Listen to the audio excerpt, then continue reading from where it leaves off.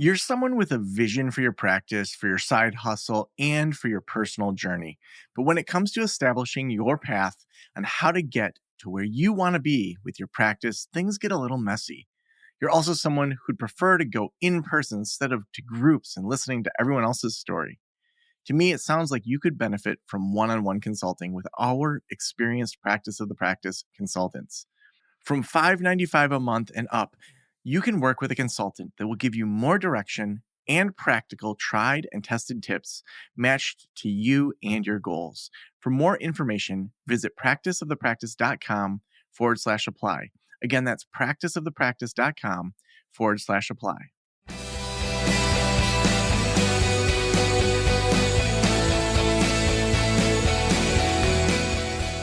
This is the Practice of the Practice podcast with Joe Sanok, session number 1006.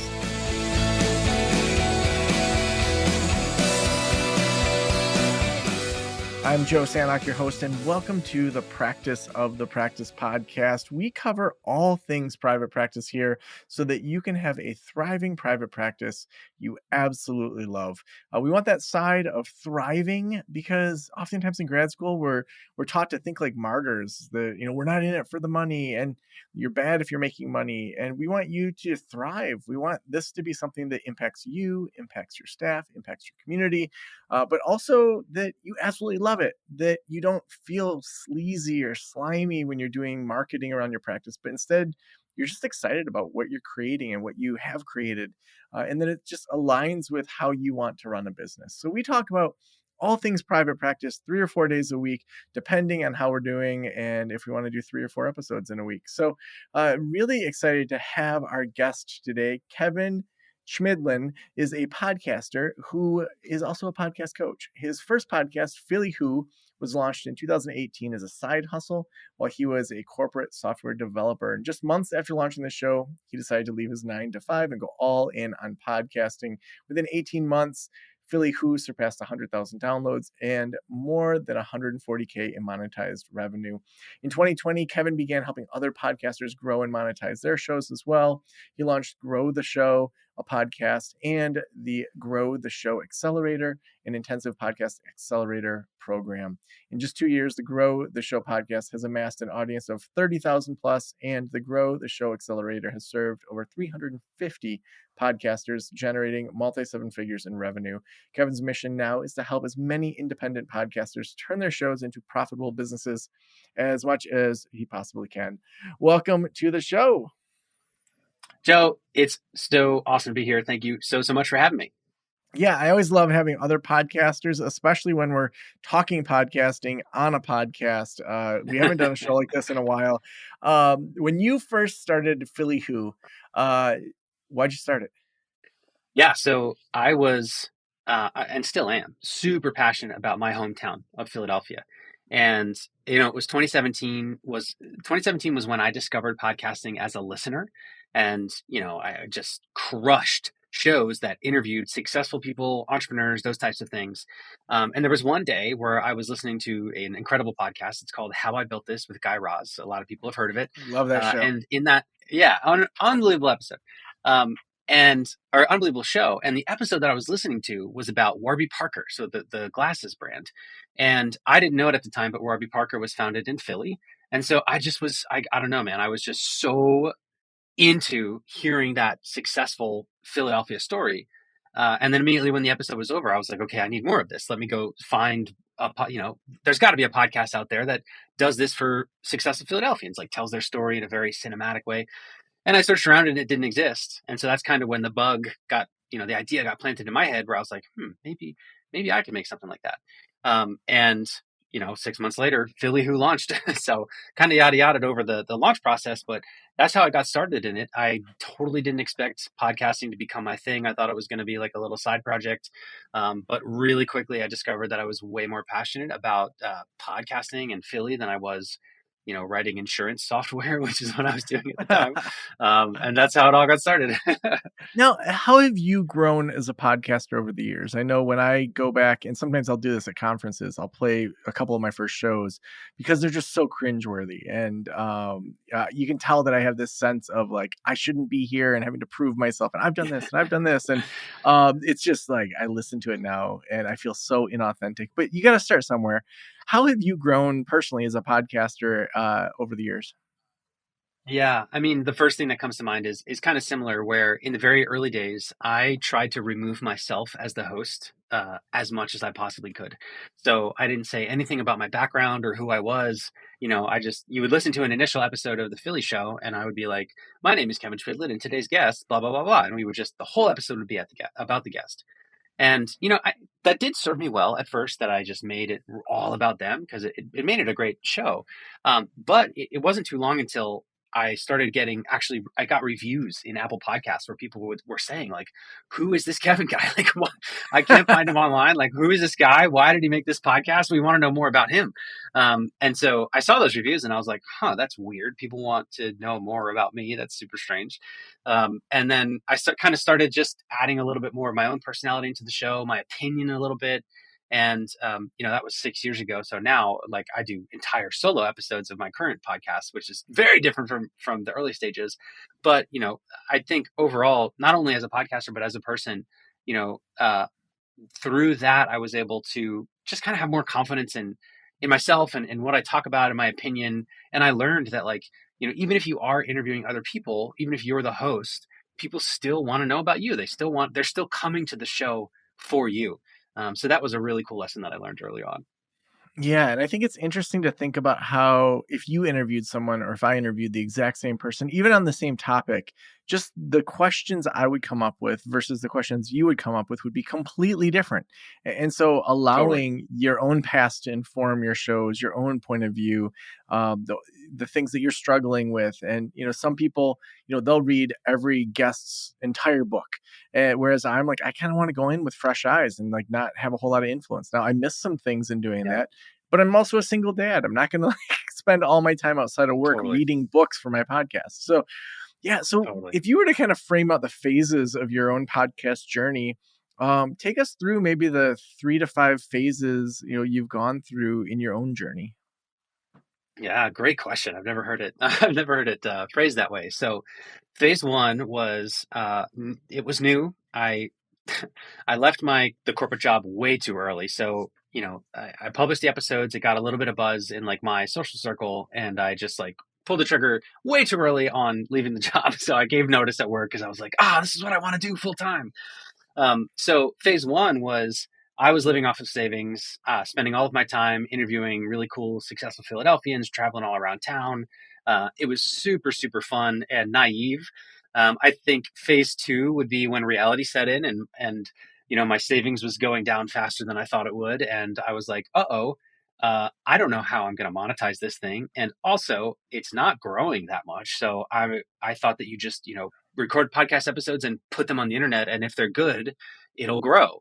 So phase two was me learning the hard way that is not true at all, and that you have to learn the skill of marketing the show and the skill of monetizing. And phase two came to a head with me almost giving up. I had to put the show on hold and took a break because now I was out of cash, and I kind of had this moment where I had to decide whether to go back to the corporate job or see if I can, you know, just power through and figure this out. Thankfully, I powered through. And then phase three, and then, like I took 6 weeks, studied every single podcast on the top 100 charts. Like, what do they sound like? How are they monetized? Like, how are they growing? What do their social media handles look like? All that stuff. Took a bunch of courses. Like, I just went into this intense period of study, which I came out of that and went into phase three, which was uh, growth, right? Where Philly Who, I was like, oh, okay, marketing a podcast is a skill, monetizing a podcast is a skill. I can do it too. And that's where phase three was 2019, where I, was able to generate 6 figures from the show. And I just kind of worked on the show part time, and it was my full time income, which was awesome. And then phase four was after COVID hit, as we all experienced a moment of quarantine, we were all kind of sitting at home with not much to do, unless you had kids. I didn't have kids, so I didn't have much to do. And I kept getting messages and calls from other podcasters who were like, "Hey, how did you do this with Philly Who?"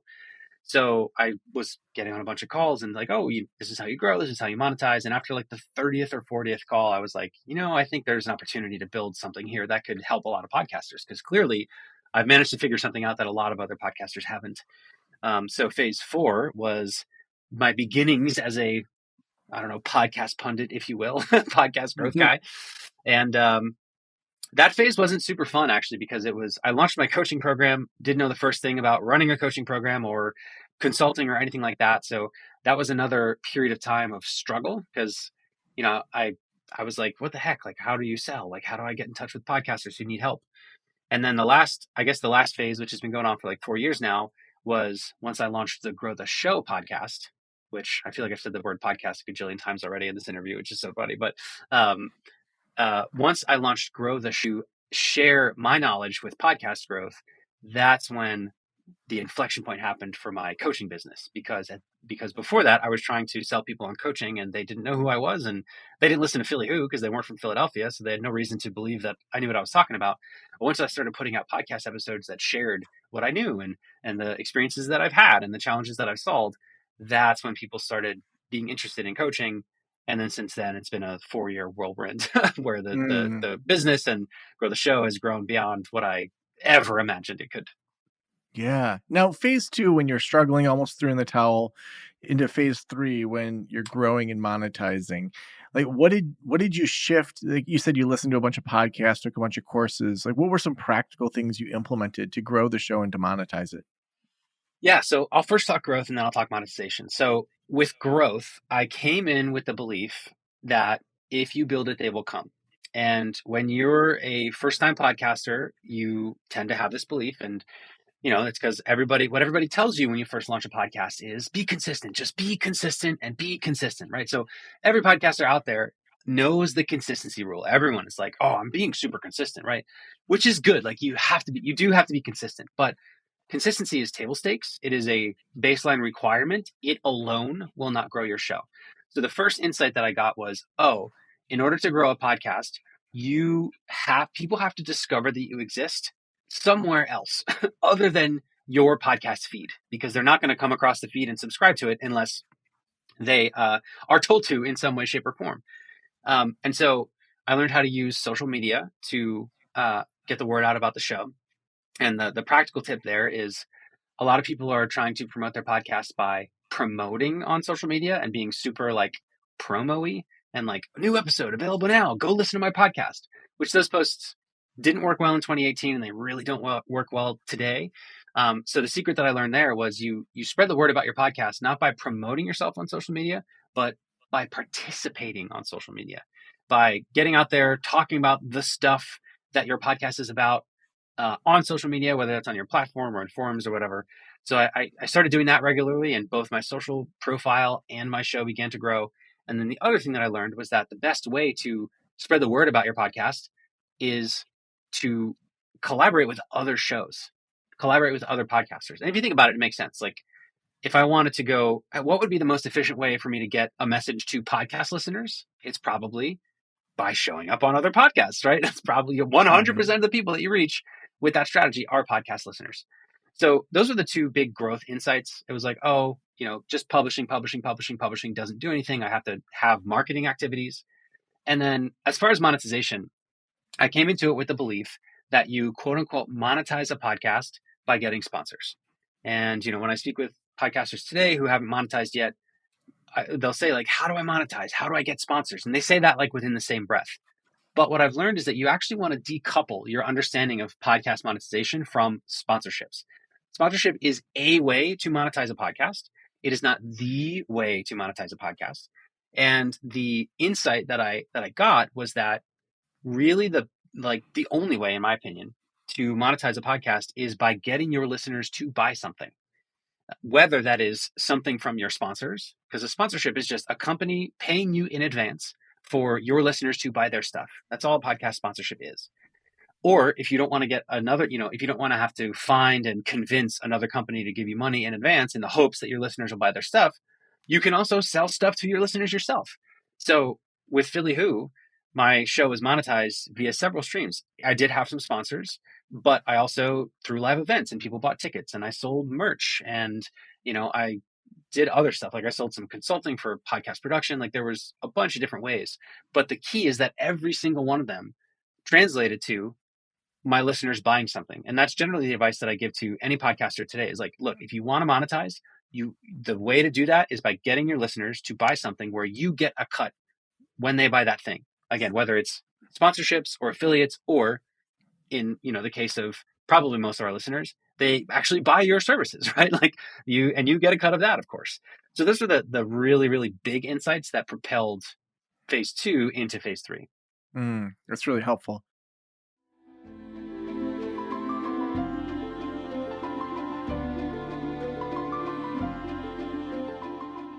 As a therapist, I can tell you from experience that having the right EHR is an absolute lifeline. I recommend using therapy notes. They make billing, scheduling, note taking, telehealth, and e prescribe incredibly easy. Best of all, they offer live telephone support that's available 7 days a week. You don't have to take my word for it. Do your own research and see for yourself. Therapy Notes is the #1 highest rated EHR system available today, with a 4.9 out of 5 stars on trustpilot.com and on Google. All you have to do is click the link below or type promo code Joe on their website over at therapynotes.com and receive a special 2-month trial absolutely free. Again, that's therapynotes.com and use promo code Joe on the website. If you're coming from another EHR, Therapy Notes will also import your demographic data quick and easy at no cost, so you can get started right away. Trust me, don't waste any more of your time and try Therapy Notes. Just use promo code Joe at checkout.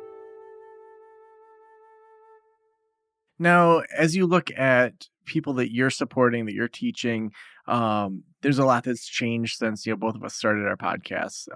Totally. When you think about kind of right now, what people are doing that makes them successful in the podcasting world, like what are you seeing? Totally. So right now, 2024, I'm seeing three main ways that people are disproportionately growing their podcast audience. And when I say disproportionate, I mean their audience is growing compared to the amount of time that they're putting into growing the show. Their audience is growing way faster than most podcasters. And those three strategies are: number one, what I've already mentioned and what I'm doing right now, which is collaborating with other podcasters. That's the first tried and true. I would find it hard to believe if that ever becomes not a good way to grow a podcast audience. So that's it. But the difference is they systemize it, meaning the podcasters that are growing today have a system for showing up on other shows. It's not something that they just do every once in a while because they're like, oh, I heard that I should probably do this, and then they get featured on two shows and nothing happens, and so they stop, and then maybe they try again in a year. No, just like you have a system for consistently cranking out episodes, which you guys put out so many episodes consistently. I know you have systems built, right, to be able to crank out We as sure much do. content as you do, right? So you wouldn't be able to put out as many episodes as you do if you just kind of did it when you felt like it or did it when you had time. Well, the same thing is true for being a guest on other shows. You want to systemize it. You want to have a system for identifying the right shows to collaborate with, a system and a timing for when you reach out to those shows. It's again something that just you have an amount of reach outs that you do on a monthly basis, and because of that, you get featured on podcasts regularly. It's just something that's always happening. That's number one. Number two is social media. And so today, in today's social media landscape, the disproportionate growth I have seen has come again, not from promoting your podcast on social, not from like publishing like, oh, new episode available now, and like putting just a headshot of who the guest was, but using the insights that were generated on your podcast to create native social media content, whether text or video. And what do I mean by that? Well, as an example, I just shared like 30 seconds ago uh, an insight that in order to grow your podcast, you must systemize getting featured on other shows. So what you could do, Joe, is you could create a reel or like a TikTok or a short video that it doesn't have to be repurposed. It doesn't have to be me, a video of me saying it. You could just say, hey, I came across this amazing strategy to grow a podcast the other day. And you just list it out. And it's just a very lo-fi video. You're talking to your camera. And what I found, the folks that I work with, a lot of them get way more social media reach by doing something like that than by trying to repurpose, like just grab a clip or just again putting out a headshot and being super promotional about it. So I mean, there was a client that I worked with last year. She launched a podcast. She started working with me to grow her podcast to support her coaching practice about being she's a perfectionist coach. But then once I sort of taught her the fundamentals of growth, she launched a second podcast with her sister about their favorite like fantasy book series. And they essentially started making TikTok videos based on the conversations that she and her sister were having on the podcast. And within 3 months, they had gotten 1 million downloads of their show. And she shut down her coaching practice. She's now like represented by Hugh Jackman's talent agency. They're on a huge podcast network. Definitely a bit of an outlier experience, but the vast majority of their show growth came not from plastering clips and plastering images everywhere, but by literally just making videos that look like videos. They look like social media videos that somebody would make based on what they're talking about. And then the third thing is just YouTube. So I don't talk about YouTube as much because we're in a time period where there's a lot of talk around, whether or not podcasts should do video or, is YouTube the future of podcasting, whatever, whatever. Um, and I don't necessarily think that every podcaster needs to do video. We're doing an audio interview, and that's awesome. It's kind of a relief. And you can totally have an incredible, thriving, growing podcast audio only. But what's also true is that some of the biggest podcasts in the world right now, a lot of their growth was driven by having really incredible video productions of their show and using, getting to know the YouTube algorithm and learning how that works. So that's the third big one. I tend to focus on the first two because those tend to be a little bit more accessible for the podcasters that I help. But in summary, those are the three really, really outlier strategies that I see working today in 2024 to grow shows. Yeah, and I think if you're gonna do video, I mean, you typically need to be in a larger market, like, where you are. I'm in Northern Michigan, to do in-person interviews, because I think that just films so much better. People, I think, are pretty sick of just the Zoom, like, let's just, steal Zoom or Riverside or any of the, like, online looks. Like, it just doesn't have the same appeal as, like, people sitting in a room and doing an Oprah Totally. type interview. So yeah, if you live in LA, if you live in New York, if you live somewhere on the coast where there's larger cities where you want to interview a lot of local people, I think the video side is really great. And you see how much on TikTok or Instagram are those kind of things, but it's just so hard to do if you don't live in a big market where you can interview all of your guests in person. 100%. Yeah. Now, when you think about next level growth, so when you have a successful podcast like yours or mine, and I think every podcast goes through its growth period and its plateau period, and those plateau Yep. periods, I think, are very much needed because then you can kind of relook at your operations. That's been about 2 years that we've said we're intentionally not going to push into marketing and growing specifically because we want to make sure that we don't have cracks that if we double in size are going to just become nightmares. So Totally. we've done a lot of cleanup because the things that it takes to get to six figures or multi six figures or seven figures are different. You can bootstrap yourself so far, but then you create these systems that you're just like, what, if we double in the next year, there's no way this system that we created, or even these people, you may have hired people that worked great at a certain size, but then if you were to double the stress and capacity, they just don't have the same skill set. So we've been Yep. looking at a lot of that for yourself. When there's times of growth or times of plateau, what does the infrastructure building look like? What does the like revisioning as you're successful? Because it sounds like you're a lot like me, where you're just kind of shocked that you did it. Like, holy crap, this works! Like, I can't believe that. I can't believe I get paid to talk to people. This is amazing. And Yep. then as you grow, you're like, oh my gosh, like now I have all these people that are reliant on me for their jobs and for all these other things. What does growth look for you after you've kind of hit some of these success measures? Yeah. So is it is it more like how do I retool or how do I achieve the next level of growth? However you think through that, whichever Yeah. direction you want to take the question.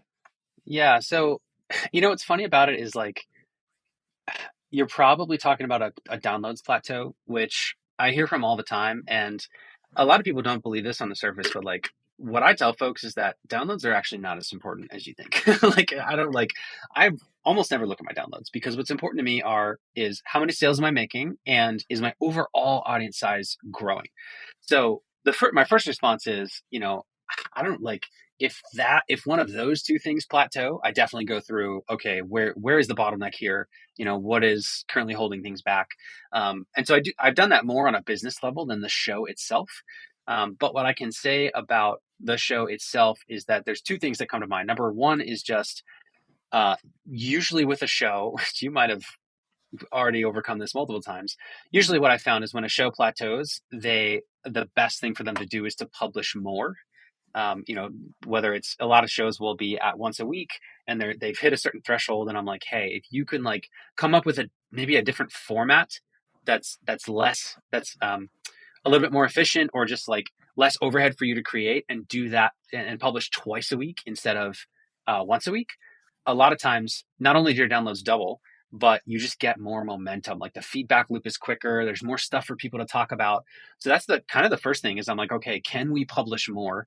But then the other side of that is if we, to your point, if we were to publish more, what about this would break? And usually it's, I mean, you nailed it. It's something along the lines of there's something that I'm doing that I really should have outsourced by now. Like for example, I encompass this when I was still writing a lot of my intro scripts myself. Like I would take an hour and a half and write like a really really robust intro script to each podcast episode.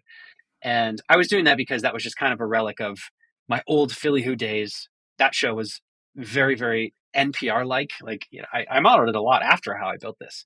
So there was a lot of like heavy voiceovers and stuff like that. So there was a point, I think, I want to say like 2021, maybe 2022, where I was holding the show back because every single episode I wanted to take an hour and a half and like write this magnum opus, like perfect intro. And what I found is that usually the growth thresholds have something to do with me. It's usually I'm holding on to something that I really don't need to be holding on to anymore. So in that case, it was I hired a copywriter who suddenly was able to crank out intros that were better than mine uh, in a fraction of the time. And then that person was also able to help with a bunch of other things as well. So you know that's kind of the way I think about it is just okay, could I publish more, number one, and then number two, where am I the bottleneck? And I don't so far those have one of those two questions has always solved the growth threshold that I've hit. Mm. How do you think through your personal time outside of work? Because I think as an entrepreneur, we often there's always something to do, and I'm always interested in how people set boundaries around how much they're going to work and how much they're not going to work. What's that look like for you? I'm not good at it at all. So it's not good.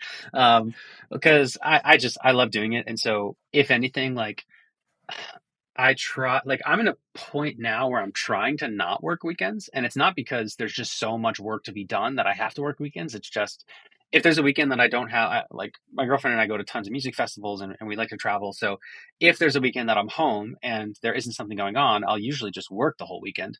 But what I found is that if I do that by Monday, I am just completely gassed. And I'm like, oh my God, I have to work another week right now. And it's like I didn't sleep. It's like I pulled an all nighter. So I think I'm definitely in a place where I'm now I'm now needing to come up with better systems for that because I have a hard time not working if I don't have some other like um, external commitment. But the thing that's worked really well for me lately is I actually relocated to Miami a couple years ago. Mm, I do love Philadelphia. I'm super passionate about Philadelphia, but I just one of the things that I learned when interviewing a bunch of Philadelphians, I think I did 80 interviews, and all of them either were from Philly and then moved elsewhere and gained a lot of perspective living somewhere else and then came back to impact the city, or they were from somewhere else to begin with. And I just remember like noticing that and being like, wow, I never even considered living anywhere else. I think I want to try that. So Emily and I, my girlfriend Emily and I, we're in our like kind of grad school phase right now where we're living in Miami. It's so different. I've learned so much. So I bring that up to say like my go-to trump card if I'm like uh not if I'm struggling to not work, which, you know, first world problems, is to go to the beach and just because I can't work there. mm, The service isn't good. The internet's not good. And that's one of the places where I just don't have a hard time not working. So that's been my go-to, but there will be a day when we live back in Pennsylvania and I probably won't be able, I won't live 15 minutes from the beach. So I'll solve that when it comes, but that's my go-to for today. That's good. Well, speaking of music festivals and knowing that you're down in Florida, New Orleans Jazz Fest is incredible. It's every year, the last weekend of April and first weekend of May. It's so amazing. We're going this year. At the time of this recording, it's before that. Oh, awesome. But yeah, like the Rolling Stones are headlining it this year, and Yeah. yeah, it's just an incredible festival. And the evenings end by like 6 p.m., so you can like go out and not just be like so tired for the Oh, next day, or you that's can go out awesome. to Bourbon Street or something else if you want to. So. Well, the These last days, question I'll I probably just go home. yeah, seriously. But okay. I saw a thing recently online that said anyone you see over the age of 40 that's out after 9 o'clock guaranteed took a nap earlier in the day. Yeah, yep, totally. Well, Kevin, the last question I always ask is if every private practitioner in the world were listening right now, what would you want them to know? I would just, if they don't already have a show, I know I'm biased because I'm the podcast guy, but what I work with a lot of clients who have service-based businesses and practices and stuff. And I have found that they're consistently surprised with the amount of folks, with the amount of other people that they can impact with a podcast or even just with online content that is, that are people who would never come into a brick and mortar because they don't live in the same city or something like that.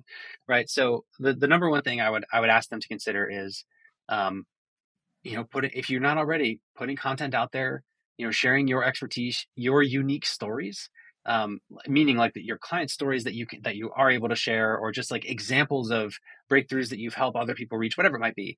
It's just consider sharing with the world the work that you're doing, because you will be surprised at the amount of additional impact that you can have, and potentially also the additional income too. So I think that would be my thing. So awesome. Well, if people want to connect with you, if they want to hear more, where should we send them? Yeah, so you can just go to growtheshow.com. Pretty simple. The other thing is if you want to kind of get my crash course on how to grow and monetize, and by the way, make a great podcast, I've got this email course. It's called the 12 Days of Podcast Growth. And so if you just go to 12daysofpodcastgrowth.com, 12daysofpodcastgrowth.com, it's totally free. And within 12 days, you'll have the gist of how to grow and monetize. So awesome, Kevin. Well, thank you so much for being on the show. Thank you, Joe. This was a blast.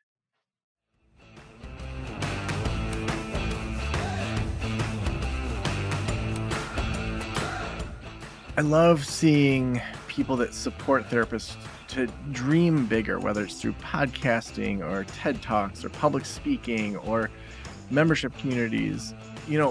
I thought so many of my skills were only for the counseling office. And that is amazing work. It's needed work. It's good work. And there's a lot of people out there that don't live in your state. You're not licensed in their state, but you have things that you can teach them that are so important. One podcast we're working on right now is the Teaspoony podcast. And so our friend Dr. Kate, she's launching that. And she's a therapist in New York that focuses on chronic illness. She's charging a ton of money per hour. She's completely full. She's building a group practice. And as she's done consulting with me, she realized that really a podcast is the next step. That to talk about chronic illness, her own story, interview people, that helping her community in a different way. And so if you're looking for help, reach out to people like Kevin, reach out to people like me, ask the questions, interview people, see who the best fit is, and take a step somewhere. Because if I hadn't taken some of those steps back in 2012, when I took Pat Flynn's podcasting course, it was a free opt-in that just gave me some very basics, like get a microphone, things like that. I wouldn't have started in January 2013. I wouldn't be where I'm at. I'd be years behind because I didn't take imperfect action. So go take some imperfect action, go have some creative meanderings, and start somewhere. Test things out outside of your practice to see if they stick for you emotionally, if they build happiness, if it resonates with your audience, to just be able to start somewhere. And we couldn't do this show without our amazing sponsors. Therapy Notes is the best electronic health records out there. They will help you transition from whatever EHR you're on that you are not satisfied with. They have real people that you can talk to that will help you with that transition. They also have HIPAA compliant video embedded within there, and they have the billing all automated to make it super easy for you or for your billers. Check out therapynotes.com. Use promo code Joe at checkout to get a couple months for free. Again, that's therapynotes.com. Use promo code Joe at checkout. thank you so much for letting me into your ears and into your brain. Have a great day. I'll talk to you soon. Special thanks to the band Silence is Sexy for that intro music. And this podcast is designed to provide accurate and authoritative information in regard to the subject matter covered. It is given with the understanding that neither the host, the producers, the publishers, or guests are rendering legal, accounting, clinical, or other professional information. If you want a professional, you should find one.